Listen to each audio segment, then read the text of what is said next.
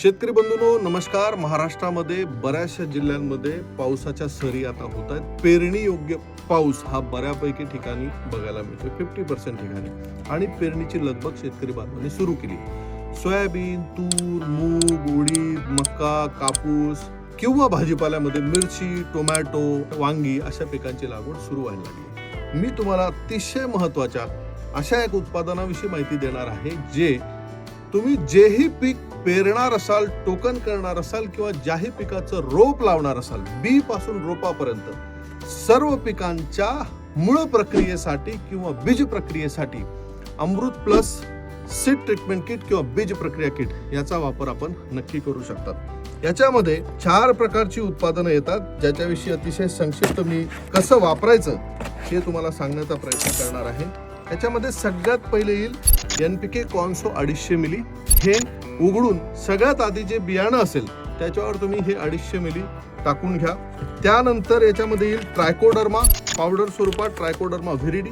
त्यानंतर ही पावडर त्या बियाण्यावर टाकून घ्या. NPK कॉन्सो टाकल्यामुळे जो बियाण्याला ओलसरपणा येईल, पावडर टाकला की पावडर लगेच त्याच्यावर चिटकून जाईल.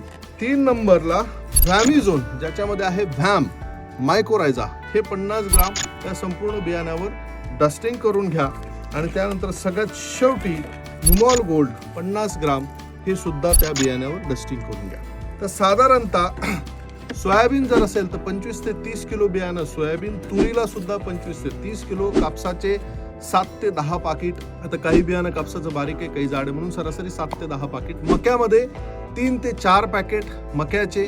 तुरीमध्ये 20 ते 25 किलो मी तुम्हाला सांगितलं. मका सांगितलं. मूग, उडीद, सोयाबीन या सगळ्या पिकांसाठी तुम्ही हे किट वापरू शकता. मिरची, टोमॅटो, वांगे हे जर तुम्ही लावत असाल तर ह्या अमृत प्लस सीड ट्रीटमेंट किटचं जेवढं किट आहे याचं 100 लिटर पाणी तयार करा आणि त्या पाण्यामध्ये रोपांचे ट्रे जे आहे ते ट्रे डायरेक्ट बुडून मग लागवड करण्याचा प्रयत्न करा.